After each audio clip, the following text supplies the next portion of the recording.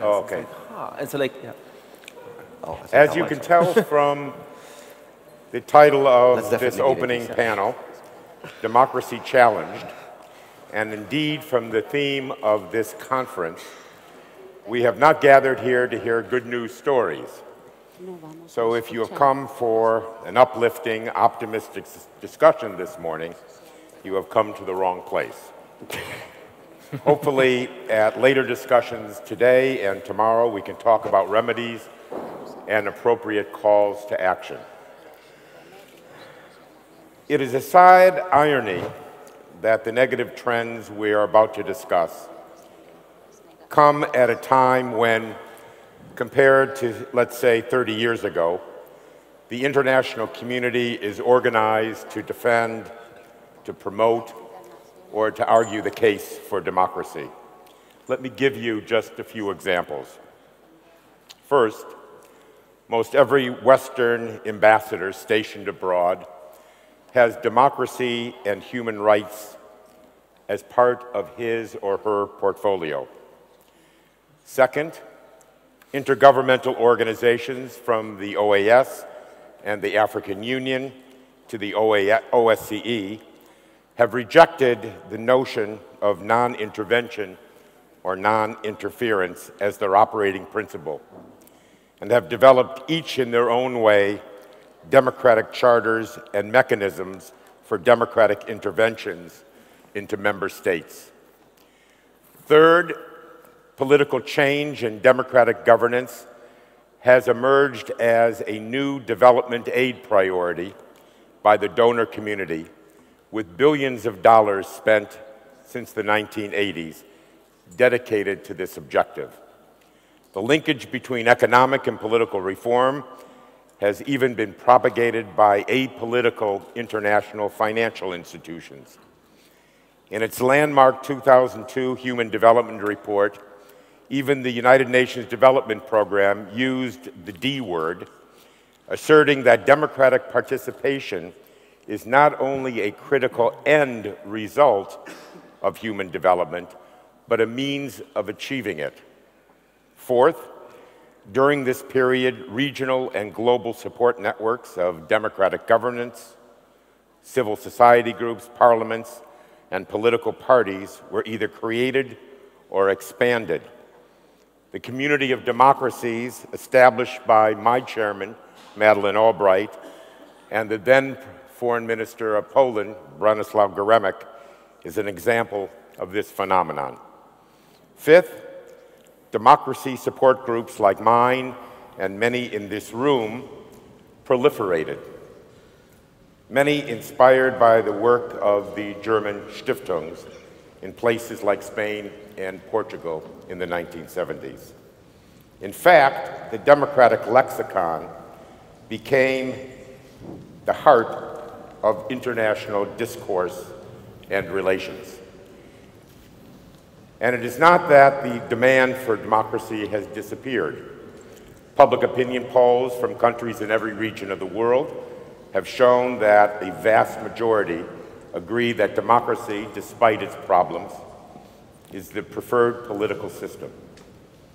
One recent study of more than 800 protest movements around the world show that they are not driven by a desire for improved economic opportunities, but by a desire for democracy or for better democracy. Finally, we should not ignore democratic progress. From Tunisia and Ukraine to Mozambique, Indonesia, Brazil, South Korea, Sierra Leone, Cote d'Ivoire, the Gambia, and Liberia. So, what's happened? To quote Hillary Clinton's new book, why are we in the so-called period of democratic recession?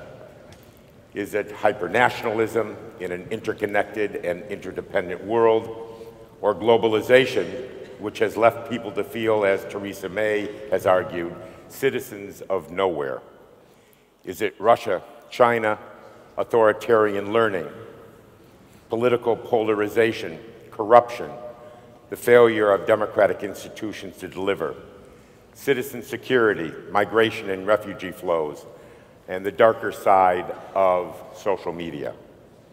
I cannot imagine a better group of individuals to explore these and other issues from different but important perspectives. They have the luxury of diagnosing the problem, and solutions will be left to subsequent panels. Felipe Gonzalez is the former Prime Minister of Spain and one of the founders of Spanish democracy and a recognized contributor to Colombia's democratic transition. Luis Almagro is the Secretary General of the Organization of American States and former Foreign Minister of Uruguay. Most important, after years of dormancy, the democratic charter of the OAS has been given new life by the Secretary General, who has truly become the hemisphere's new voice for democracy. Vladimir Kara-Murza is the Vice Chairman of Open Russia, a longtime colleague of Boris Nemtsov, and the former deputy leader of the People's Freedom Party. He has famously survived, but barely, 2 assassination attempts. And I have to say openly and honestly that it is my hope that he will not tempt fate by returning to Russia again. But he's not listening to me or anyone else. Amr Hamzawi is a scholar at the Center of Democracy, Development, and Rule of Law at Stanford University and a former member of the Egyptian Parliament as a founding member of the Freedom Egyptian Party. If Amr returned to Cairo, he could face criminal charges for a single tweet in which he questioned the court conviction of the American and German NGO workers, among them 15 staff members of my organization. And finally, Yascha Mounk, a lecturer on government at Harvard and executive director at the Tony Blair Institute and senior fellow at New America. Yascha, in recent months, is best known for his penetrating, if not alarming, research on changing attitudes towards democracy among successive generations in the United States. So let me begin by asking each of the panelists what, in their view and from their perspectives, are the key challenges that we are facing today in terms of democracy and democratic governance. Amr, sure. Why don't I begin with you? Okay. Thank you very much, Ken. It's a pleasure to join all of you in the panel and to be here in Prague for Forum 2000. So let me start by highlighting what to me are main trends in the Middle East, the region I know most, and one of the troubled regions in today's world, be it we measure the fact that the region is troubled by looking at the unfortunate realities of regional wars, civil wars, or by the very unfortunate accumulation of human rights violations, or by the very fact that the Arab Spring, different democratic uprisings which emerged in end of 2010, 2011, across the region, that most of these uprisings have not led or are yet to lead to stabilizing democratic governance, or even in some cases to emerging democratic governance. As far as I am concerned, I'm from a Middle Eastern perspective, there are 2 key problematic trends. One is what I like to refer to as upgraded authoritarianism. And my reference is to key countries, key governments in the Middle East, to Saudi Arabia, to the UAE, to Egypt, to a place which we hardly hear about, like Algeria, but to a majority of Middle Eastern governments, where what we're seeing is an upgraded authoritarian playbook, a playbook which includes massive human rights violations and abuses, which are no longer restricted to the respective national borders. Some of them are inflicted beyond the respective national borders. So you look at the war on Yemen, for example, and you see different Arab governments no longer only committing human rights violations and repression of individuals and their rights in their own countries, but beyond their national borders.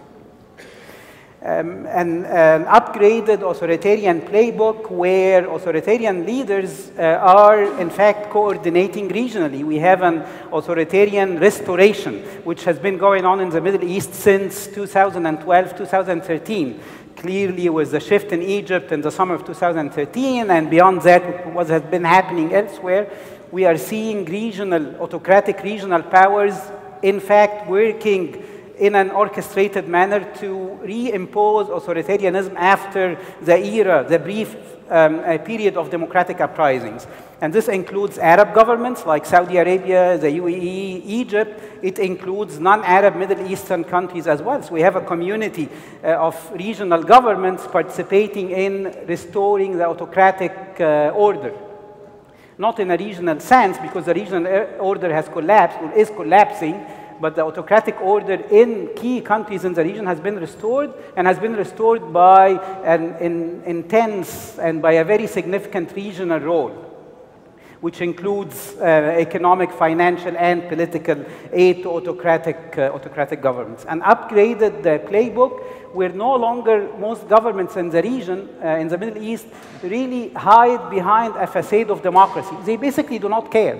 You look at Turkey and you see the current level of human rights abuses, and you will hardly find a discourse accounting for what's happening. The discourse which you find in Turkey, which you find in Egypt, which you find in Saudi Arabia, currently undergoing a massive wave of arrests, is basically a denial discourse. And if not, you will always face as an argument the war on terrorism. So they are arresting human rights defenders and activists and journalists in Turkey and Egypt. The two countries are two of the worst three governments when it comes to arresting journalists. The list is topped by China, followed by Turkey, followed by Egypt.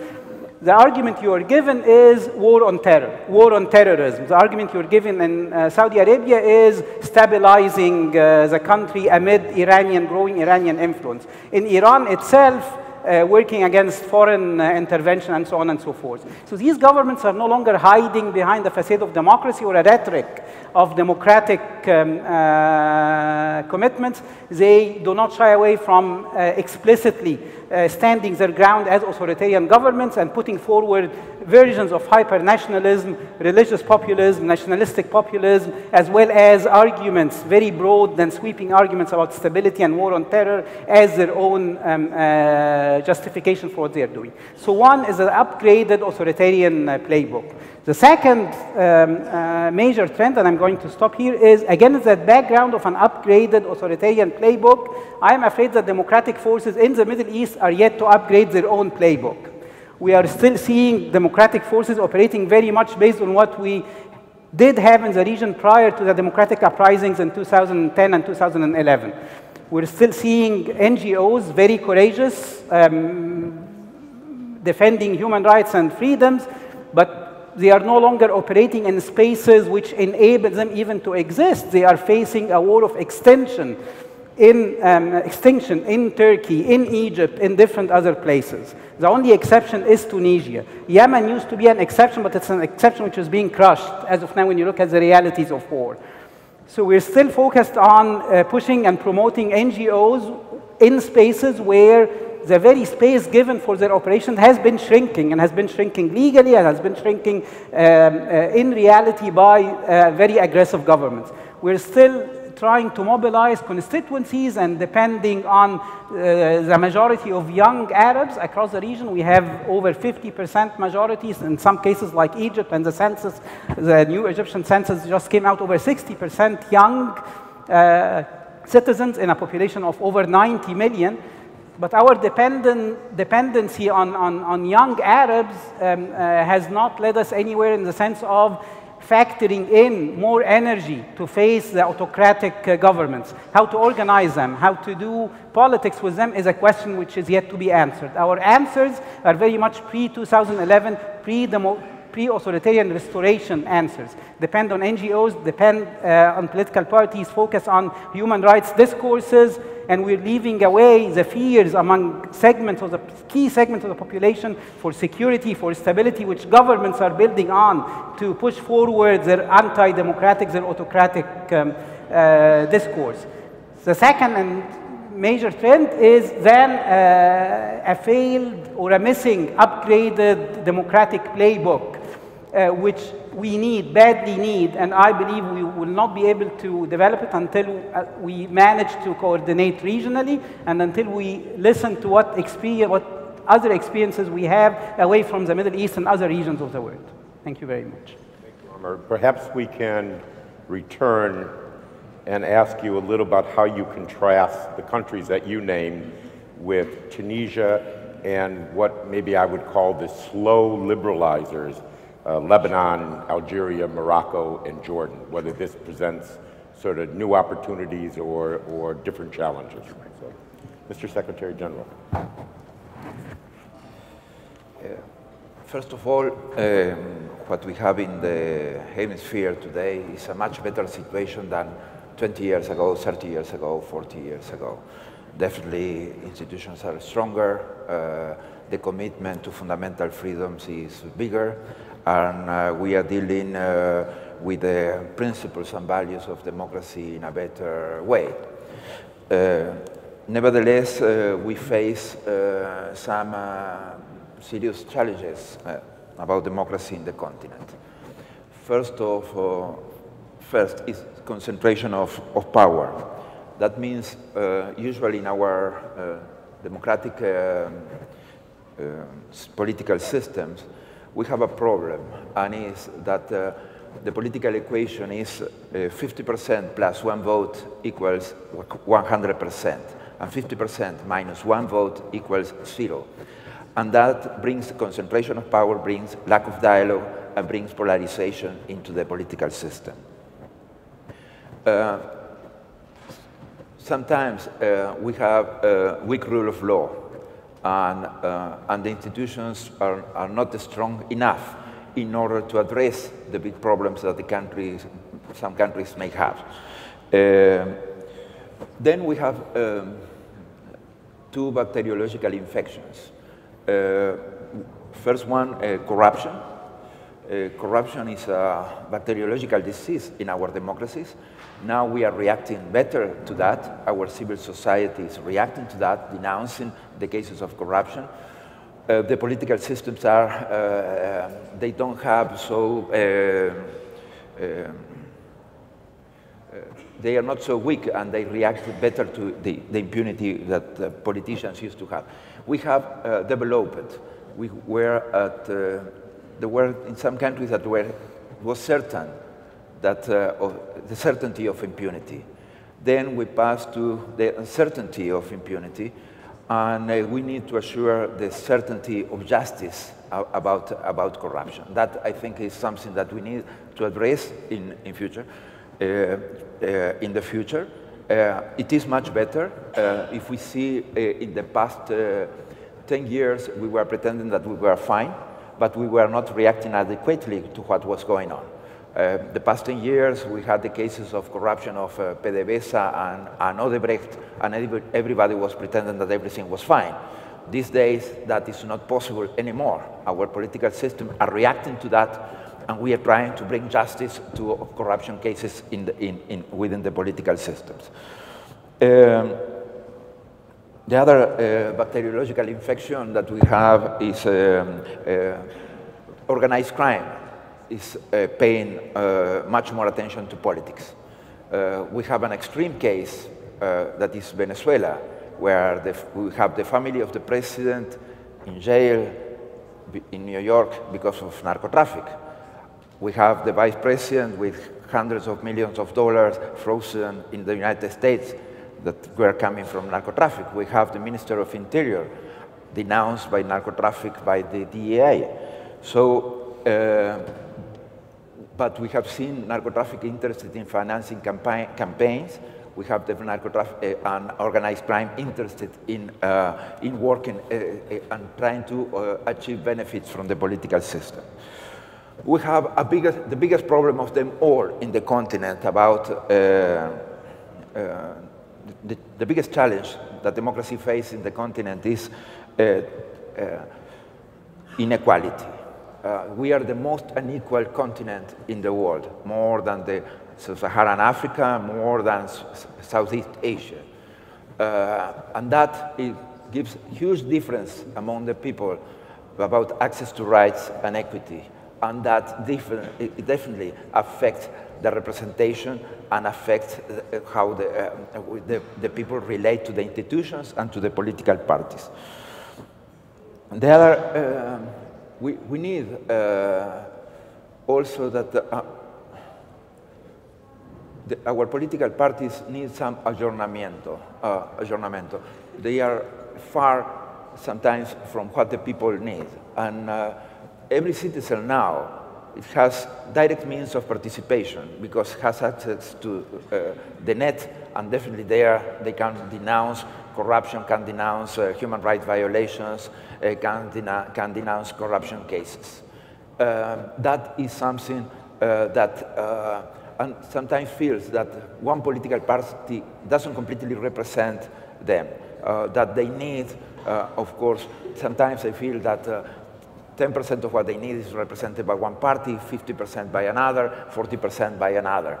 And so the political parties need to be closer to the society, need to address that different level of political participation, and some of them we have seen that they are still running from behind in that case. I can say that those are the main challenges that we are facing. Mr. Prime Minister. Lamento no hablar inglés. Estoy totalmente de acuerdo con lo que dice Almagro, y esto me permite abreviar. Sorry, I will not speak in English.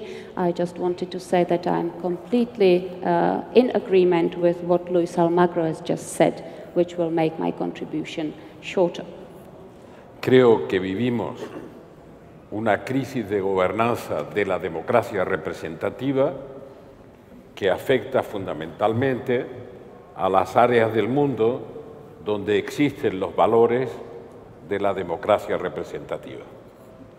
We live in a crisis of democratic governance based on representative democracy in the areas where this system has prevailed. Hay factores externos que debilitan ese sentimiento de adhesión y pertenencia a la democracia representativa, factores nuevos, como la globalización del sistema financiero y de la economía en su conjunto, que da la impresión a los ciudadanos de que su voto a sus representantes no decide el margen de maniobra o de poder que sus representantes van a tener. There are external factors that make weaker the feeling of support for representative democracy. These are new factors such as globalization of the financial system and of the economy as a whole. The people tend to have an impression that the votes that they give to their representatives actually do not define the maneuvering margin of these people.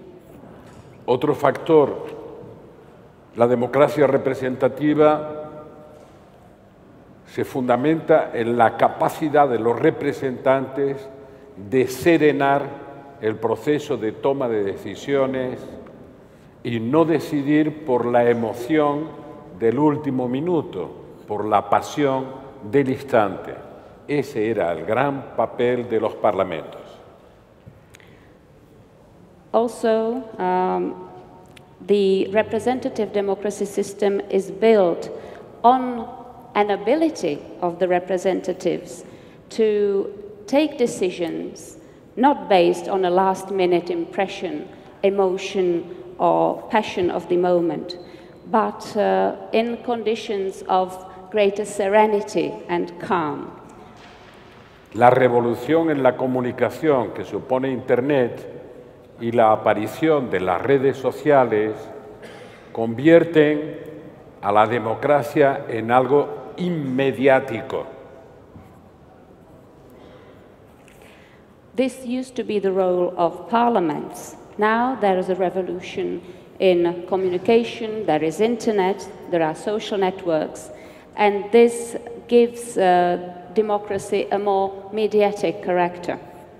Vale más una emoción que una razón, vale tanto una mentira como una verdad. Depende de cuánto y cuán rápido se difunda en la red. Emotion has greater weight than reason, and lies have the same value as the truth. It only depends how quickly they are spread. Vivimos en los años 80 una oleada muy esperanzadora de recuperación de la democracia en el mundo. In the 1980s, we experienced a wave of hope for re-establishing of democracy throughout the world. Mezclado con la caída del muro de Berlín y con movimientos muy generales. Also in the general context of other movements, the fall of Berlin Wall, etc. Pero tenía un cierto efecto engañoso. Llegó la primavera árabe, pensamos que los valores de la democracia representativa podrían llegar a esa parte del mundo tan próxima a nosotros, pero tan lejana desde el punto de vista de su propia percepción y de sus valores. Y esa primavera árabe, con esta visión inmediática, se transformó en pocos meses en un invierno árabe, porque vemos así las cosas, entusiasmo por la primavera y la llegada inmediata del otoño, sin analizar las corrientes de fondo.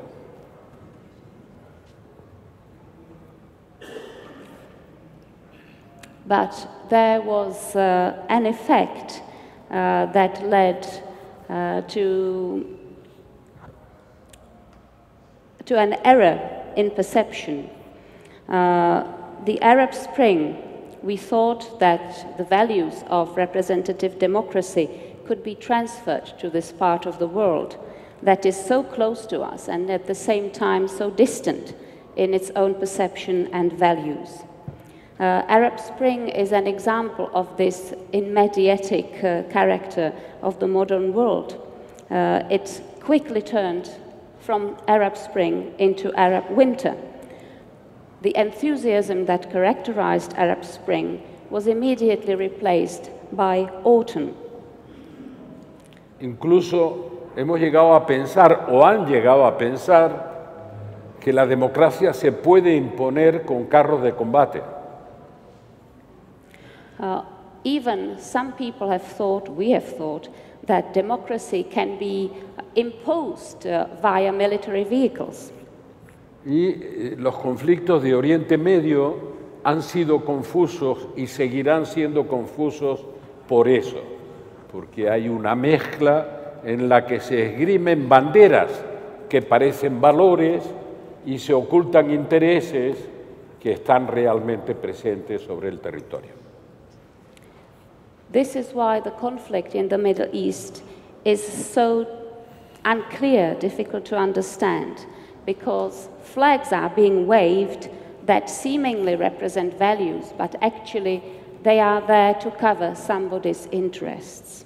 Pero incluso en democracias que han consolidado exitosamente su marco constitucional, su desarrollo de las libertades, su desarrollo social y económico, como la democracia española, surgen fenómenos como por todas partes de nacionalismos irredentos. But even in democracies which have managed to consolidate their constitutional framework, the liberties that have achieved social and economic development, such as in the case of Spain, there is a rise of nationalist, irredentist tendencies. Nos encontramos así que hay dirigentes políticos que creen que la democracia está por encima de la ley. There are political leaders that think that democracy prevails over law.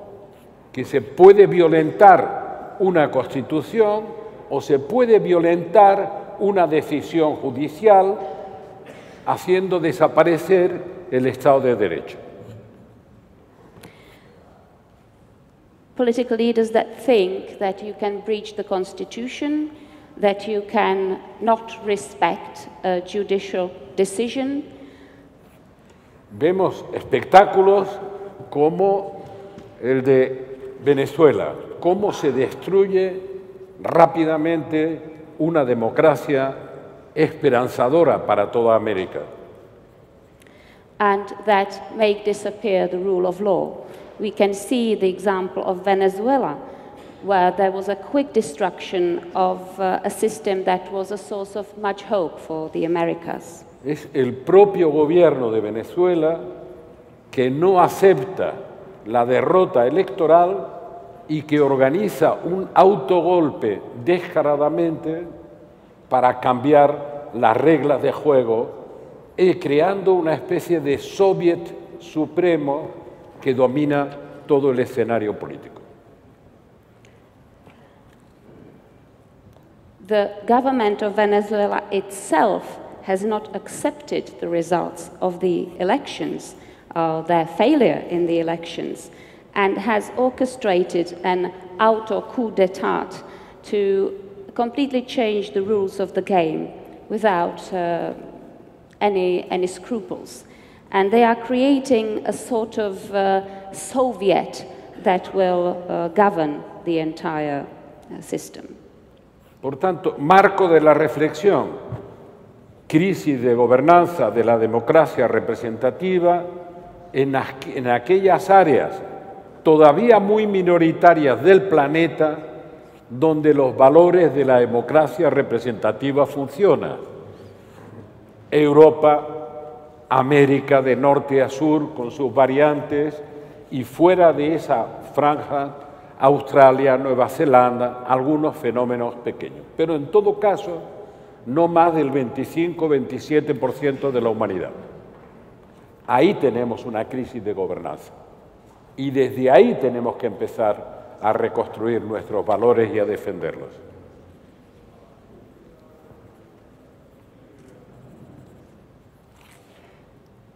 If you look at our topic, the crisis of democratic governance, you will see that actually democratic governance prevails in minority areas of the world.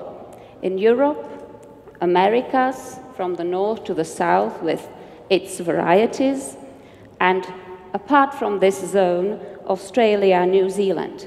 In total, about 25%, 27% of the entire world.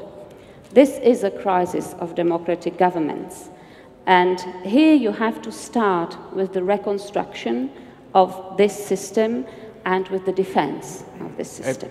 Cito a Kofi Annan, que hace un mes en Atenas hizo un análisis de la situación internacional con la serenidad que lo caracteriza, con un lenguaje tranquilo, pero definió la situación diciendo, en medio de esta crisis internacional, nos ha tocado vivir mentes pequeñas ante responsabilidades muy grandes. Nos gobiernan mentes pequeñas y los desafíos son muy grandes. I will quote Kofi Annan, what he said in Athens a month ago. analyzing the international situation with the calm that is so typical of him. He says, we live in the middle of an international crisis where little minds are there to resolve great responsibilities. So you have little minds on the one hand and great challenges on the other. Gracias. Thank you. Vladimir? Yeah, thank you very much. Is this working? Yeah. Thank you for chairing our discussion this morning, and it's an honor to be back at the Forum 2000. It's always a pleasure to be back in Prague. Today is the 9th of October, the birthday of my close friend, Russian opposition leader Boris Nemtsov.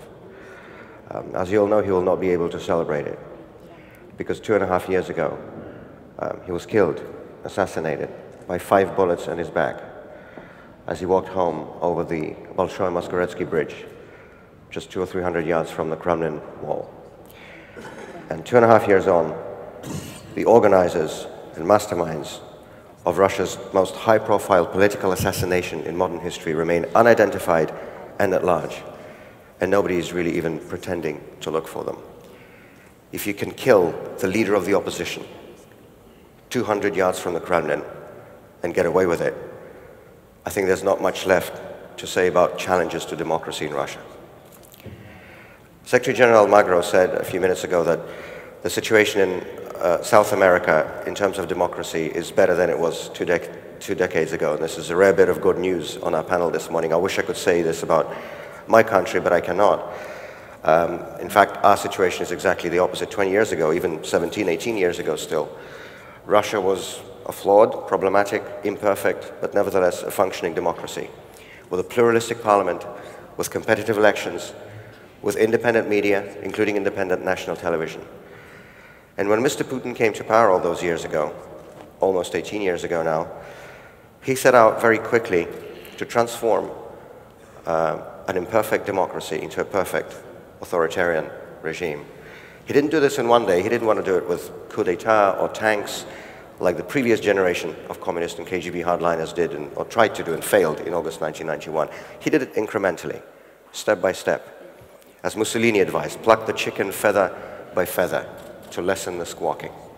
Mr. Putin is a good student of Mussolini in many ways. In fact, the way he consolidated his power in Russia in the early 2000s was very similar, strikingly similar to the way Mussolini did it in Italy in the early 1920s, almost in the same order. He first went after independent television, Mr. Putin did in the first years of his power. In the first 3 years, he had completed the complete takeover of national television, and all TV channels in our country today serve as mouthpieces for government propaganda. He went after elections as an institution, in line with that old Stalinist maxim. Maybe it's an apocryph, but it's always often attributed to Stalin. It's not important how you voted, it's important how you count, and this is exactly how elections work in our country today. Parliament, of course, is no longer a place for discussion, and that's not me who said it, it's its own speaker, Boris Gryzlov. I think that's a quote that's going to define the Putin era in many ways. Parliament's not a place for discussion. Neither is television, neither are election campaigns. And in fact, the level of political repression in Russia today is almost back to what it was in the late Soviet period. According to Memorial, which is the leading human rights organization in Russia, we have more than 100 political prisoners today, and that is a very conservative criteria under Resolution 1900 of the Parliamentary Assembly of the Council of Europe. It's a very conservative estimate. In fact, there are probably many more, but that is the accepted figure. About 120 people are sitting in prison just because they dare to oppose the government. And of course, prison is not the worst that can await you if you dare to publicly oppose the Putin regime. And so many of our friends in the last 18 years have been killed, and I already mentioned Boris Nemtsov. This authoritarian consolidation has taken place with silence, sometimes seemingly with acquiescence, unfortunately, I have to say, of many leaders of Western democracies. Ken mentioned at the beginning this principle of interference and non-interference, and this is one of the favorite phrases that Mr. Putin and Mr. Lavrov like to say whenever political leaders in the West begin to talk about democracy and human rights. They say, oh, no, don't interfere into our internal affairs. Well, I have news for them. Russia is a member of the OSCE, the Organization for Security and Cooperation in Europe, and one of the founding documents of the OSCE actually ironically adopted in Moscow, of all places. The OSCE Moscow document from 1991 explicitly states the questions relating to human rights, rule of law, democracy, and fundamental freedoms cannot be considered internal affairs of that or another country, and are instead subject to international obligations and international concern. Well, I have to say we haven't heard much of that concern in the initial years of Vladimir Putin's power from Western leaders. In fact, we heard the opposite. We heard President Bush looking into Vladimir Putin's eyes and getting a sense of his soul. We heard President Obama declaring a reset in relations with the Putin regime. And I don't want to single out just the US.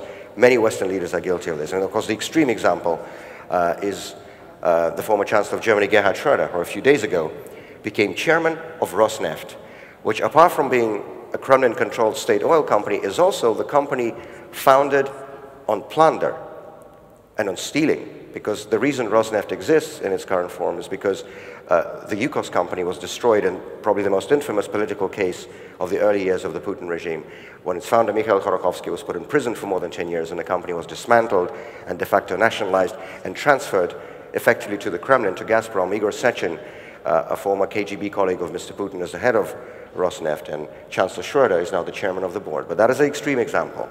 But even if you don't go to that extreme, there have been certainly many examples of behavior that I don't think quite lives up to the standard of standing up for rule of law and democracy and fundamental freedoms and human rights. And I'll never forget, for example, how in June of 2003, 2 days after Mr. Putin pulled the plug on the last nationwide independent television channel in Russia, he was treated to a lavish royal reception, literally royal reception, at the London Guildhall with the Queen of England and with Prime Minister Tony Blair. And this was just, I can tell you, this was a mind-boggling image. And if Mr. Putin got the wrong message from Western leaders when he initially consolidated his power, he could be forgiven for it, because that was the message that he received. And of course, if we leave aside the extreme examples like that of Mr. Schröder and some others, I think a lot of this was motivated by a misguided attempt to kind of try to find a modus vivendi with Mr. Putin, trying to do business as usual with Mr. Putin, saying that, let him do whatever he wants to do inside Russia, although, again, as I already mentioned, this directly contradicts the principles on which the current international order is based. But nevertheless, let's let him do whatever he does inside. Let's try to find some kind of modus vivendi together on the international level, but it never works that way. And certainly in modern Russian history, domestic repression is always inevitably followed by external aggression. And there is no reason to expect otherwise. There's no reason to expect a government that violates the rights of its own citizens and that breaks its own laws to be respectful of international norms or of the interests of other countries. And so sure enough, those Western leaders who for years turned a blind eye on media censorship, on election fraud, on political repression in Russia, one day woke up to the first territorial annexation in Europe since the Second World War in March of 2014. Those things go hand in hand, they go together. And finally, thankfully, a lot of people are beginning to understand that. I know Ken said that our panel is about the problems and not the solutions. So I'm not going to talk about the solutions in accordance with our panel chairman's instructions, but I think I'd be amiss if I didn't at least mention the other side of all of this. Because when people talk about Russia today, especially in world media, we talk about what I just talked about here. We talk about election fraud and political repression and media censorship and authoritarian consolidation and political murders and external aggression, of course, also. But there is also another side to this. Because despite the repression and the intimidation and the hysterical propaganda, there are increasing numbers of people in Russia, predominantly young people, who refuse to accept the status quo, who refuse to accept that our country is destined to live under a corrupt authoritarian dictatorship. And we have seen these people in the last few months all across the country, in the spring and again over the summer, when tens of thousands of people have been coming to the streets across Russia, across 11 time zones, literally from Vladivostok to Kaliningrad, to say no to this corruption, to the political conditions that allow for this corruption, to the impunity, to the lack of accountability, to the sheer arrogance of the same small group of people that has now been in power in our country for 18 years. A couple of weeks ago, if you count the time when he became prime minister in 1999, Vladimir Putin surpassed the time that Leonid Brezhnev was in power, the symbol of Soviet totalitarian stagnation. We now have an entire generation in Russia who has no other political memories, who only remembers Putin, because his is the only face they have watched on their television screens for their entire lives. And when I go around the country and meet these young activists, I have to remind myself sometimes that I'm speaking to someone who doesn't remember anything except Vladimir Putin. And it is that generation, the Putin generation, that is increasingly saying no, that is increasingly saying enough. And the vast majority of those who went out to the streets in the spring and in the summer were young people, university students, high school students, many in their late teens and early 20s. These people are literally the future of Russia. And I think this movement that we're beginning to see emerge before our eyes now is not going to end, it's not going to be defeated, it's not going to be crushed, like the protest movement that we had 5 years ago, when we also had a big peak of mass protest after the rigged parliamentary election in 2011, and that time the regime managed to regain the initiative and to put down the protest movement with a combination of some small concessions, very small initial concessions, like restoring direct gubernatorial elections, allowing the registration of a couple of opposition parties, but mostly by the means of a crackdown, when they began arresting and trying and imprisoning people for taking part in peaceful opposition demonstrations. But it's possible, I guess, to put down a protest movement that is tied to a specific issue, a specific set of demands, like the protest movement was 5 years ago. When you basically have an entire generation, or a large part of an entire generation, saying they've had enough of you, there's not that much you can do. And I think this movement, this new protest movement that we're seeing developing in Russia in the last few months, is going to be a turning point, both for Russia and for the Putin regime. And I think we're increasingly seeing in many of these young people, and as I mentioned, the predominant age of those protesters are between 17 and 25. And in this generation, we are increasingly seeing that their self-awareness as citizens and their demand for respect from their own state is gradually, it's going to be a slow process, it's not going to happen overnight, but it's gradually becoming stronger than the sense of fear, of repression. And I think this is a very worrying sign for the Kremlin. I'd certainly be worried if I were them. But I think it's a very hopeful sign for our country.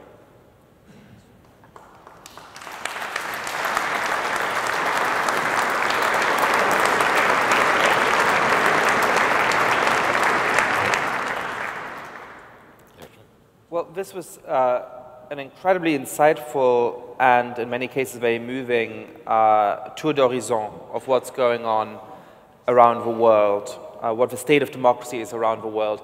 And, you know, there's a couple of obvious holes that we should also mention. There's somewhat more positive, optimistic signs in parts of Africa, for also challenges, as we're seeing in Kenya, for example. There are new challenges to democracy in South Asia, including in India, but some hopeful signs in parts of Southeast Asia. So this is the sort of tour of a world of democracy promotion. And though the situation has changed in many ways today, from 5 years ago, from 10 years ago, from 15 years ago, most of the contributions on this panel could in one way or another have been held over the last 20 Forum 2000 conferences as well. I want to add an element to it which I think is more new, that perhaps 2 or 3 years ago we could have talked about but mostly didn't. Certainly 5 or 10 years ago wouldn't have occurred to us.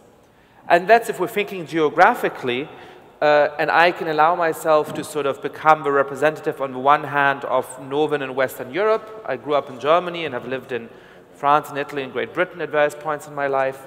And on the other hand, of North America. I've lived in the United States for the last 10 years and I'm now an American citizen as well.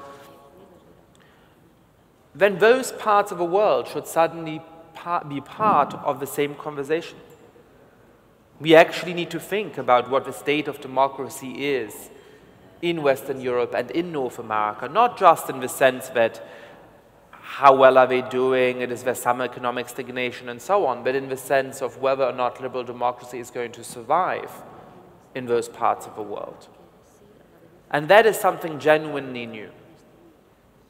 Even when we didn't believe in the end of history in the 1990s, even when we were skeptical about whether democracy would necessarily conquer the whole world, political scientists, journalists, ordinary citizens assumed that in countries like Germany or France or the United States, you could be sure about the future of liberal democracy. Well, I want to argue that that's no longer the case. We haven't yet mentioned one particular politician on the scene today, the President of the United States, Donald Trump. This is a politician who said quite openly that he would leave his supporters in suspense about whether he would accept the outcome of the 2016 elections, who has threatened to jail his main political opponent, who has attacked the free media over and over again, who has demanded just a couple of days ago in a tweet that he should be given equal time, capitalized in a nice Orwellian sense, without the irony, for which he is not famous. And so he really is violating the most basic democratic norms and ideas. And he's following the footsteps of authoritarian populists in countries like Poland and Hungary, who have already attacked democracy in places where some political scientists had started to think that they were secure, that they were consolidated. So what is the future of North America and Western Europe? How worried should we be about these systems? Well, I want to say two things. The first is that we live in a populist moment that's in danger of turning into a populist age, and that there is something understandable about the populist energy in our system at the moment, but that it is nevertheless very dangerous. It's understandable because it's reacting to real frustrations. It's reacting to the fact that in many countries, in the traditional heartlands of democracy, the living standards of average people have been stagnating. One of the great promises of democracy has always been not just political and social and so on, cultural, but economic. That you're going to do better than your parents, that your kids are going to do better than you. And that is no longer the case in places like the United States. And it's showing us to what degree the legitimacy of democracy did not just depend on the ideals, which we all believe in, but also on government performance. But government performance has lagged. It's also being challenged by the rise of social media, which makes it much easier for extreme voices to have a hearing, which makes it much more difficult for a democratic consensus to dominate the political scene. And it's also a response to the fact that our governments have become less responsive to the people, that many areas of decision-making have been taken out of democratic contestation. Not just because of a coup of elites, but because a lot of the problems we face are not local in nature. If you want to deal with climate change, you need to have a lot of international cooperation. You need to have high-level negotiations between heads of governments and heads of states. But it's very difficult to see how you allow ordinary citizens to feel like they have a voice in this process. Now, why does it matter that it's these kinds of developments that have led to the rise of populism? Well, for two reasons. A, because it shapes the nature of populism. The nature of populism is to say, I, the populist, am your voice. I represent the real people. And all you need to do to take back power from the government is to put me in place. As Donald Trump said, I am the voice of the people when he was being nominated. And today we are returning power to the people when he was inaugurated. But the problem is that the populists break that promise. That they have a very narrow conception of who the people are, and they claim that they alone represent those people, that anybody who disagrees with them is a traitor or a political opponent who must be crushed, an illegitimate person. And so they start to undermine in ways that are strikingly similar to what we've heard about Russia and about other countries on this panel today. They start to undermine independent institutions. They start to attack the media. Now, the second reason why the causes of populism matter is that it doesn't just shape the nature of the populists, it also shows how fundamental this challenge is. If this situation that the United States now finds itself in was just about Donald Trump, we might be able to solve it. But Donald Trump is more a symptom than a cause. In order to get our democracies back on even keel, we need to be able to solve some of the underlying problems that have led to the rise of these populists. We need to be able to make sure that ordinary citizens once again have a real improvement in their living standards. We need to make sure that citizens have such a deep commitment to their democratic ideals and enough political information that the conspiracy theories and the hatred and the fake news that spreads on social media doesn't impact them as deeply as it does. And we need to look at ourselves gathered in beautiful palaces such as these and think about how we as a political elite change to give people the sense that they're represented and that they have a voice without jumping to populist solutions, which aren't solutions at all. So those are very deep challenges. And I hope that we'll get some chance to talk about solutions at some point in the panel. I feel like every conference I go to, the solutions panel is always another one, and often it never comes. So let's try and think seriously about solutions, because we've been diagnosing the problem for a number of years now, and I think it's time for us to get serious about what we can do to actually stand up to this very dangerous moment.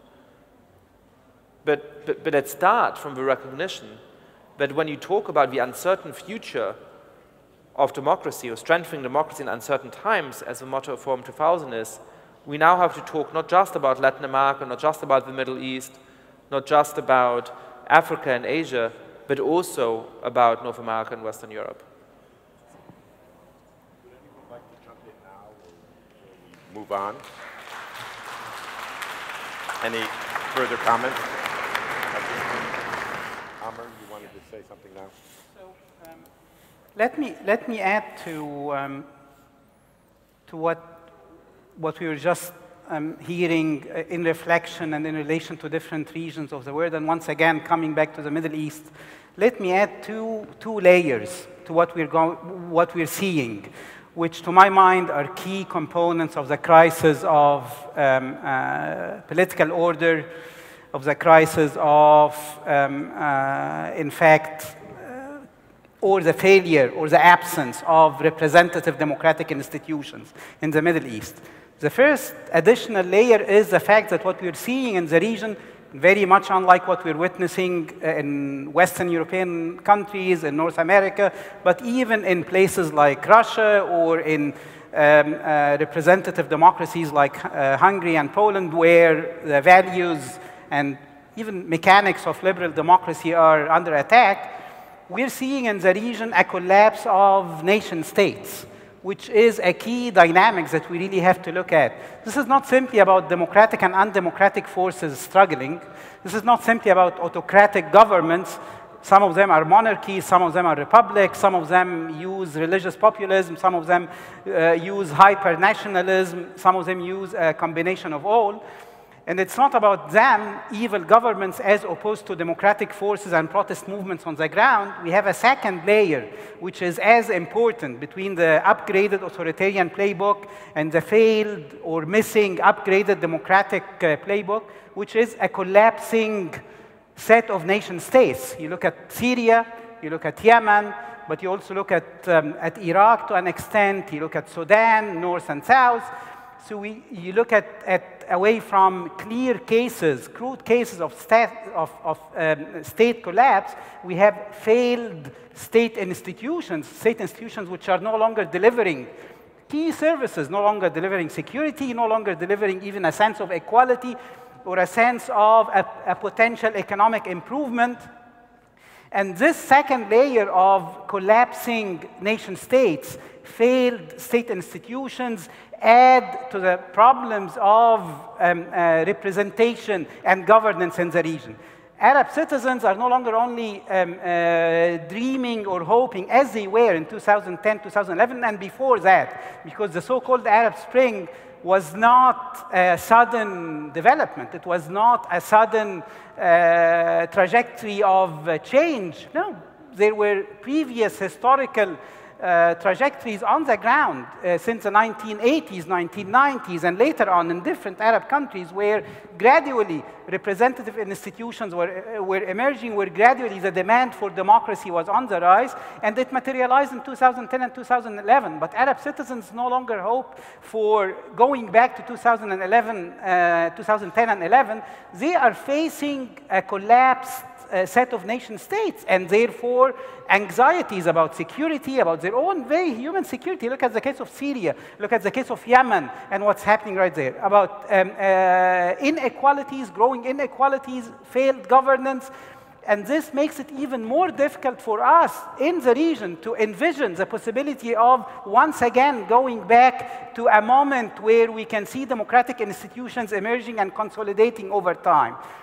So this is quite important, and to my mind, I cannot find, when I look across the globe, I do not find similar dynamics as strong elsewhere. So this needs to be taken into consideration.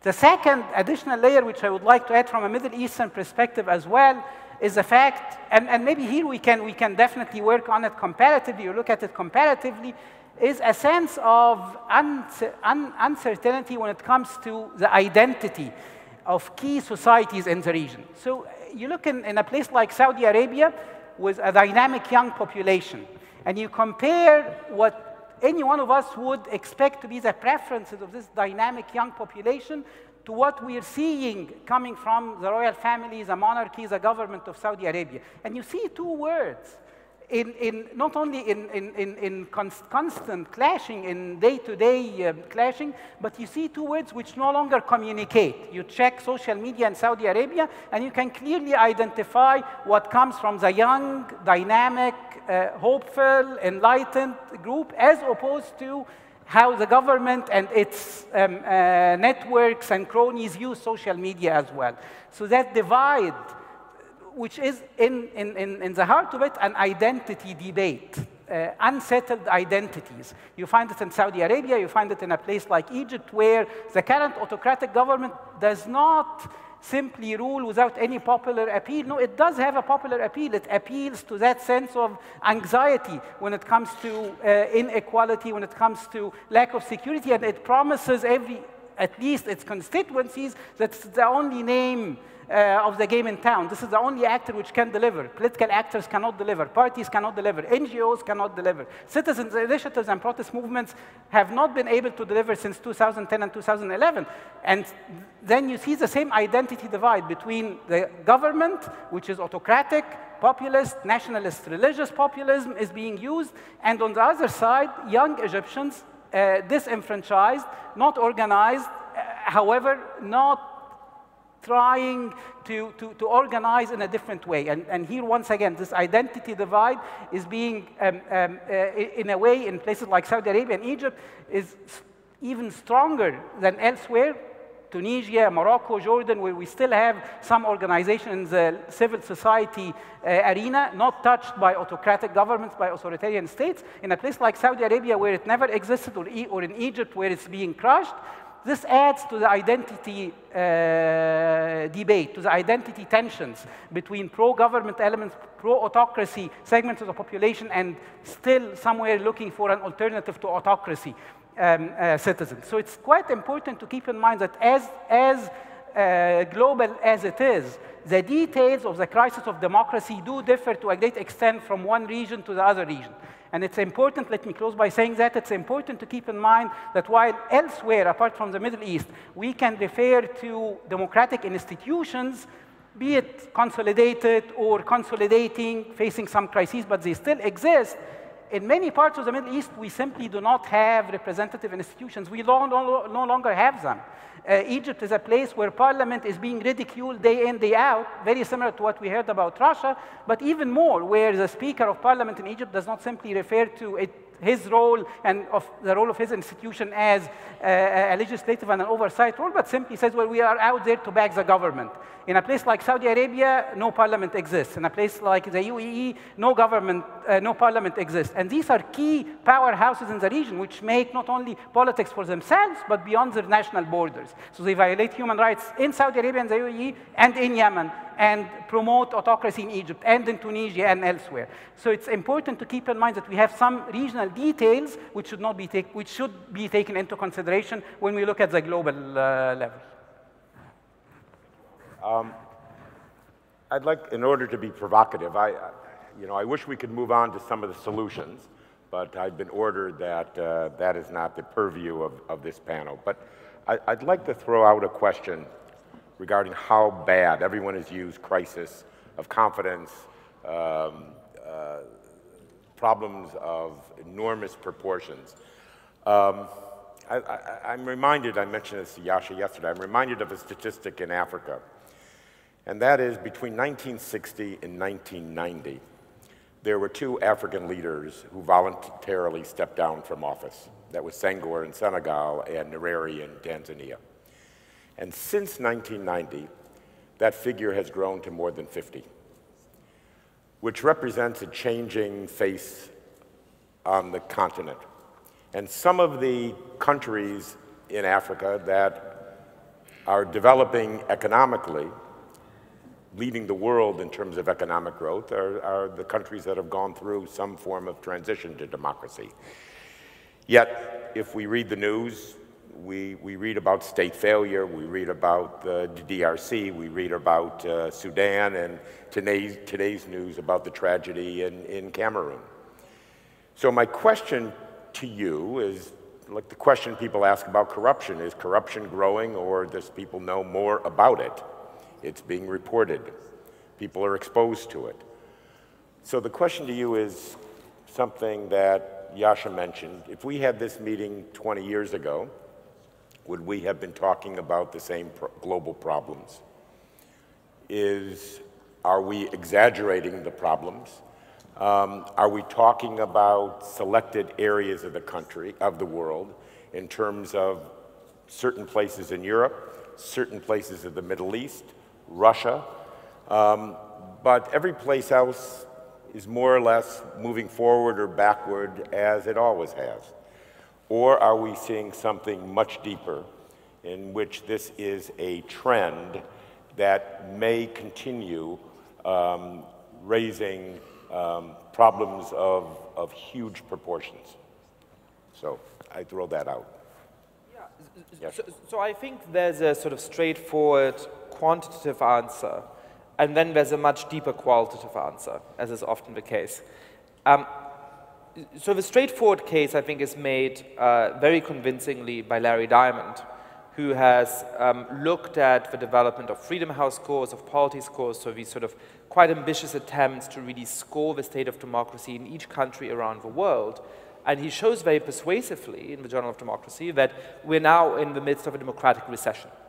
That when you look at the last, I think, 10 years, each year running, the aggregate scores for countries around the world have been going down.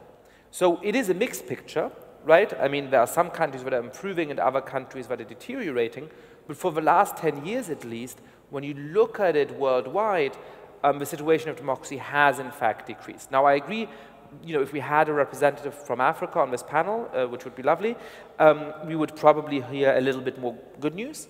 But I think the fact that the overall mood on this panel, despite Latin America and so on, was quite negative, does in fact represent what's going on in the wider context.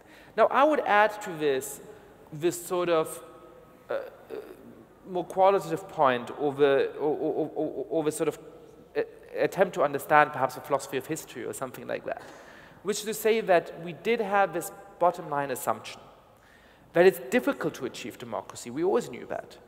It's difficult to achieve democracy in countries that have a long totalitarian past, as Russia does. It's difficult to achieve democracy in countries that are hugely unequal, like in Latin America, that are very poor, like in many parts of sub-Saharan Africa.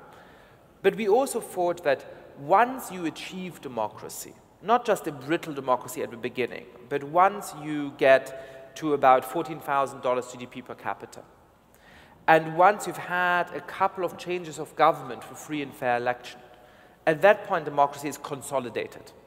It's safe. And if you think about the world in that way, then you can think of just slowly growing your wealth or slowly growing your portfolio of democracy. We already saw about it in North America and Western Europe. Oh, look, things are going really well in parts of Central Europe. They've had these changes of government for free and fair elections. They are approaching or have surpassed $14,000 GDP per capita. So you know what? Now we can add Poland and Hungary to the store of safe democracies. And we can add Brazil and Argentina. And so slowly over time, even for these challenges, even for we don't know what the future may hold in China or in Russia, even for a lot of African countries are still struggling to consolidate their democracies, you know, no democracies are going away and new democracies are slowly being added. So 50 years from now, the store of democracies is going to have grown. Well, I think the last 10 years provide a fundamental challenge to that view of the world. Because it turns out that democracies like Poland and Hungary, which some political scientists had already declared as safe and consolidated, which had those changes of government, which were around $14,000 GDP per capita, are now very rapidly headed towards dictatorship. And it turns out that even countries like the United States and France and Germany and Sweden and so on are facing populist movements that are deeply authoritarian in their nature, that are copying the exact authoritarian playbook that has proven so successful in places like Russia and Hungary, and may lose their democracy as well. And that, to me, is a complete 180-degree turn in how I see the world and how I think we should see the world. We cannot take anything for granted.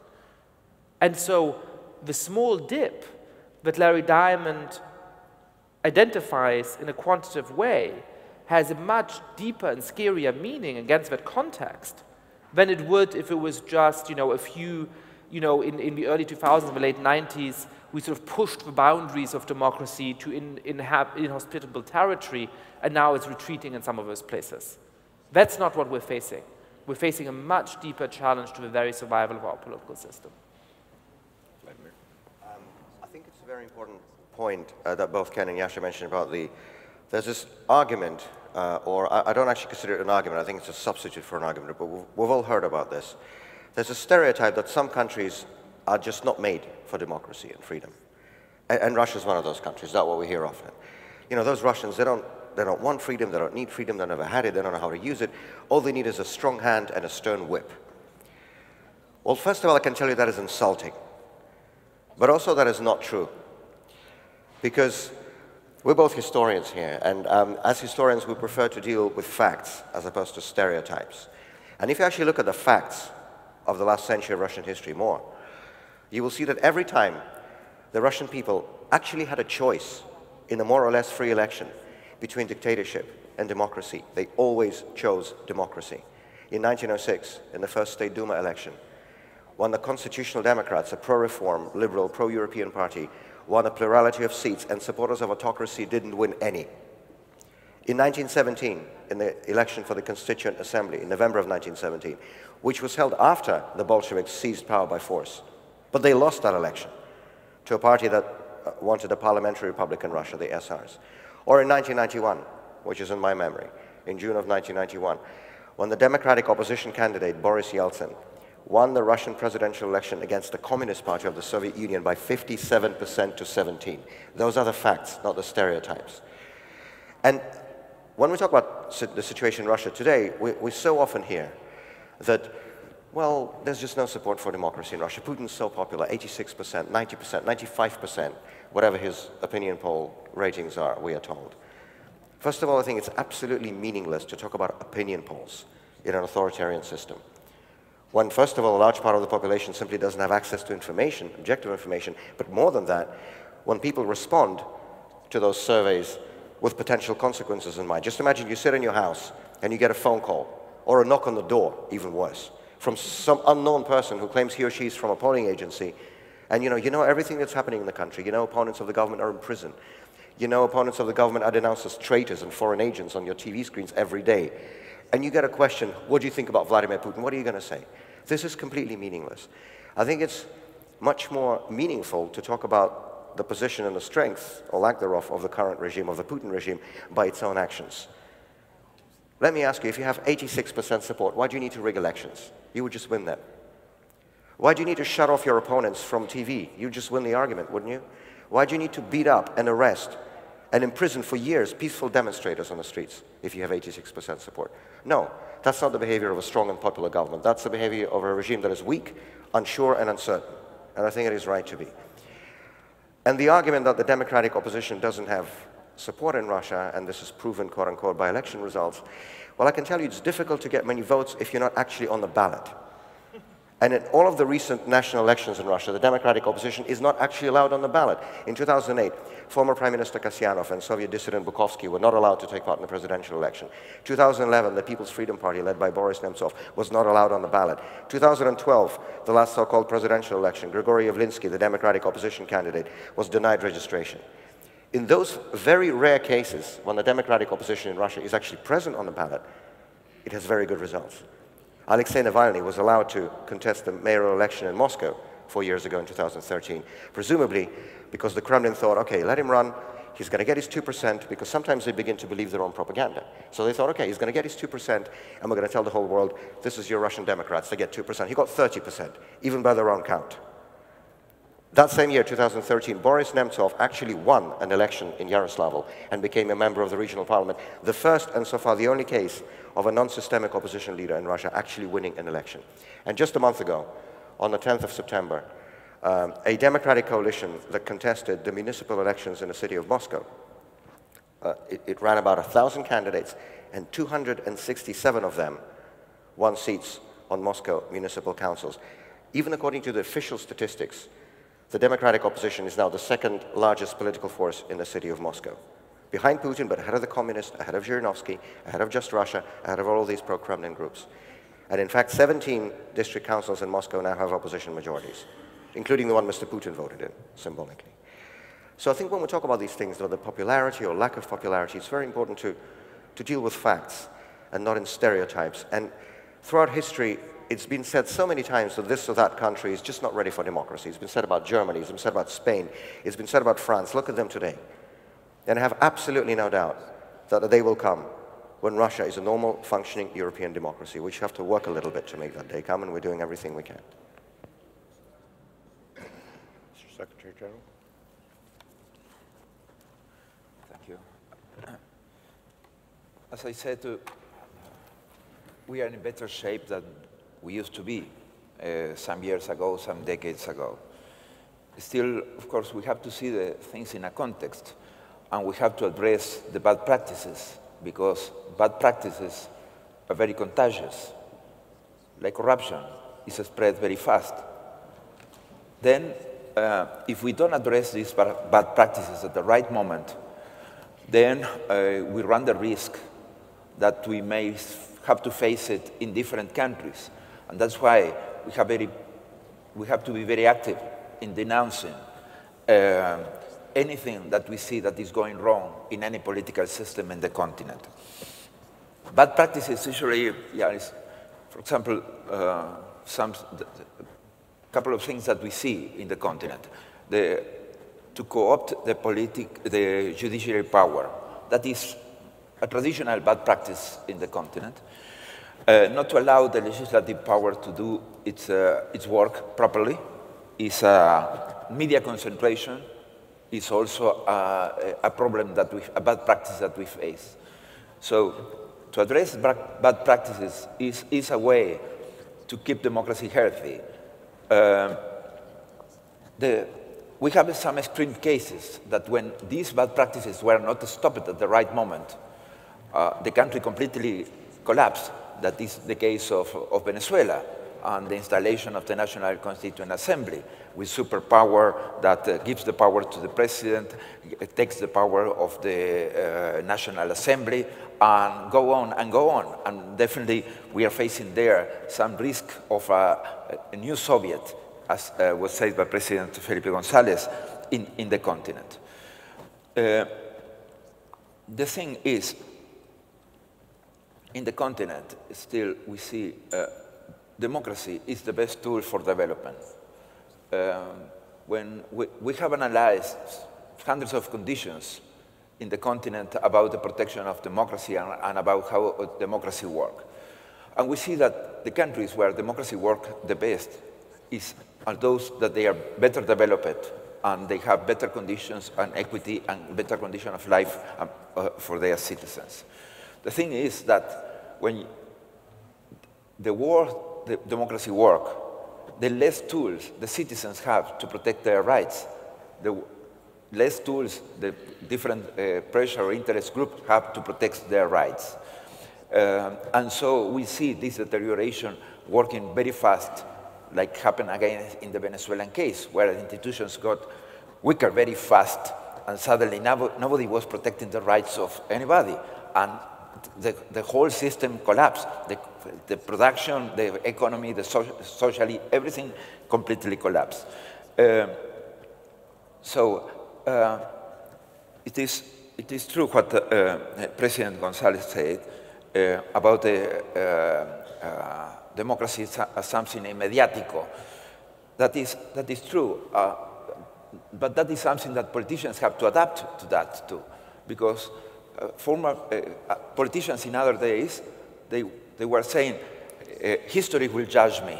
Now the present judges them, and they have to react to that immediately, because any situation can create a different political condition, a different political situation, and they have to adapt faster to that.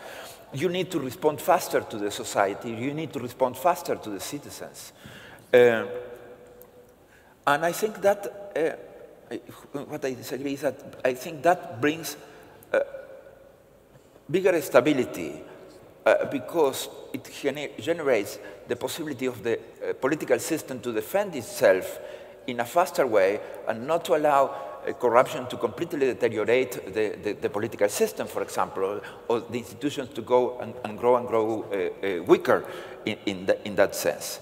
So our feeling is that we need to improve our democracies because it's the best tool that we have for development. We have about 5 minutes left. Amr, do you? Yeah, I mean, that's a question, Ken, on what would we have discussed 20 years ago? So 20 years ago in the Middle East, we were discussing democracy, but we were discussing democracy, democratic transition, referring to a model which was out of our reach. It was not attempted. It was not tried. We saw it happening elsewhere. Some of you will remember the discussion about the Middle East exceptionalism. Every region in the world was democratizing, opening up, including sub-Saharan African countries, including Eastern and Central European countries, different experiments in Asia and Latin America, and the Middle East seemed to be the only remaining exception. I'm referring to discussions in the beginning of the 1990s and second half of the 1990s. So we were discussing democracy and democratic transition as a model out of our reach. Right now, when we discuss democracy and democratic transition, there is a sense among considerable segments of the population that this model has been tried out and it failed wrongly.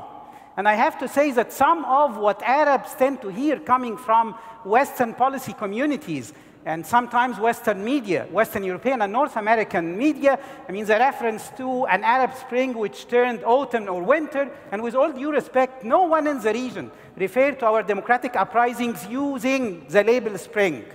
No one in the region woke up on January 26, 2011 in Egypt, or February 12, 2011, after the departure of former President Mubarak to say, well, it's Arab Spring times and we are democratizing. No, people were aware of the challenges on the ground. I mean, Mubarak left, but his system remained on the ground. Mubarak did not disappear, in the sense of his legacy did not disappear only after 18 days, and the same goes for Ben Ali, and the same goes everywhere else.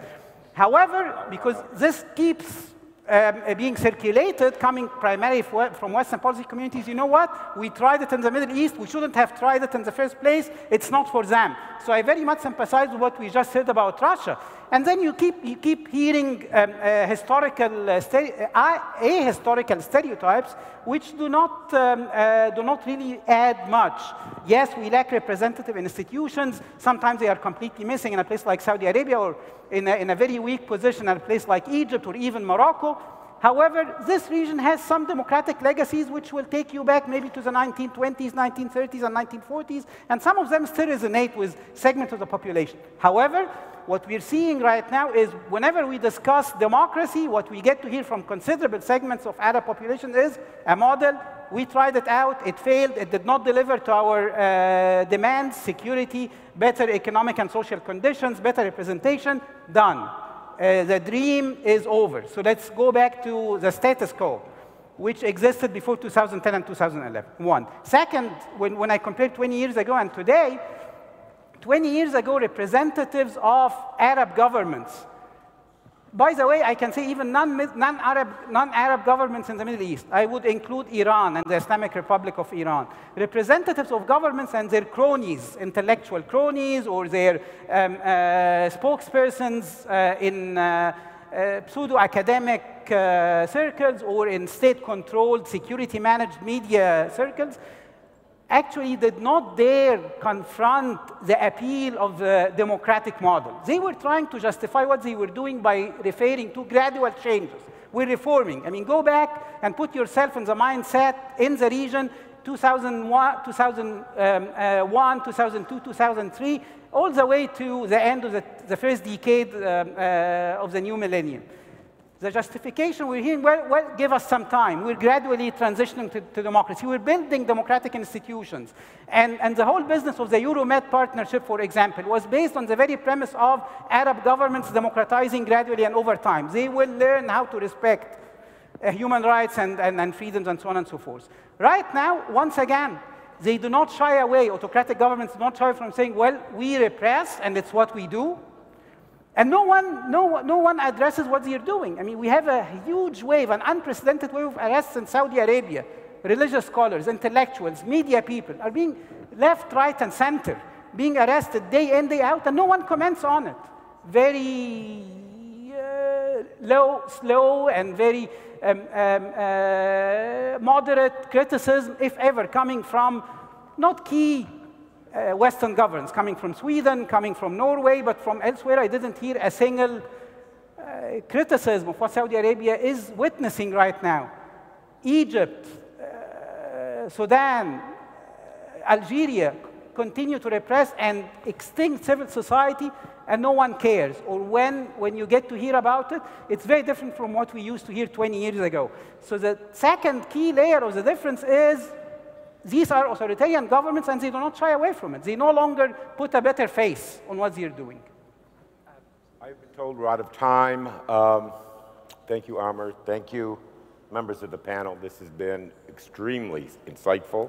And for those participants in subsequent panels who are charged with solving all of these challenges, perhaps we can help frame the discussion. I'm not going to try to summarize what has taken place here. But there are two, I think, interesting phenomena here. One relates to authoritarian leaders, both, as Vladimir talked about, and Amr, that are consolidating their positions, that are developing authoritarian playbooks, that are sharing these playbooks among their colleagues. You know, we have talked over the years about a community of democracies. Today, there is a community of autocrats. And so how do we respond to the authoritarian playbook, to authoritarian consolidation? And the second has to do with the failure or the weakness of existing democratic institutions, whether it be the failure of leadership, the failures of political parties, corruption, impunity, organized crime, citizen security, election systems that create a winner-take-all mentality.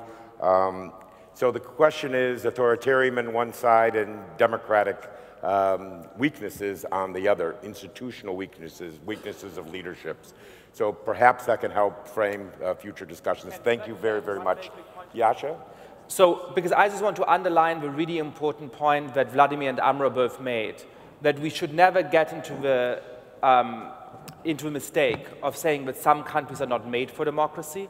I just want to add that there's also an inverse to that, which is that not only have we sometimes thought that countries like Russia, countries like Egypt aren't for democracy, we also thought countries like France and the United States are, and here we can take it for granted. And you know what? Both there and both in our own countries, both in France and Germany and the United States and in Egypt and Russia, people have to fight for democracy and win democracy, and it's our task to try and do that. Well, we've heard it about Latin cultures and the hierarchy of the church. We've heard about African cultures and tribalism, Confucian societies, Islam and democracy, Germanic cultures. I mean, we've heard it from all the easy wisdom of the so-called pessimists and experts. So it's an important point. Thank you very, very much.